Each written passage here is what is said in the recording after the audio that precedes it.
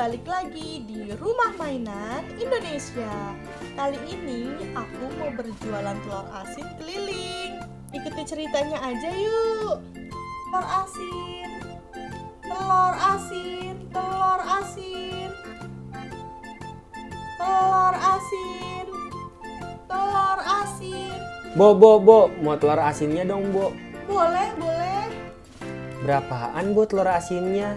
Murah aja, satunya 5.000. Tapi telur asinnya sisa 2 nih. Mau berapa, Mas? Oh iya, Mbok. Mau satu saja, Mbok. Oh iya, baik. Tunggu ya, Mas. Iya, Mbok. Ini telur asinnya, Mas. Oh iya, Mbok.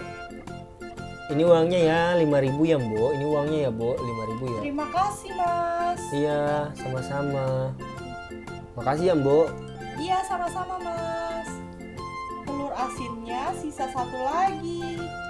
Mbok mau lanjut jualan. Telur asin, telur asin, telur asin, telur asin, Bo. Kamu. Iya, mau satu lagi dong, Bo, nih, Bo, uangnya. Oh Soalnya iya. adik saya minta. Ya, kebetulan masih ada sisa 1 lagi. Iya, Mbok. Ini, Mas, telur asinnya. Ini ya uangnya, Mbok. Terima kasih, Mas. Iya, sama-sama. Syukurlah daganganku jam segini sudah habis. Jadi aku bisa pulang ke rumah lebih cepat.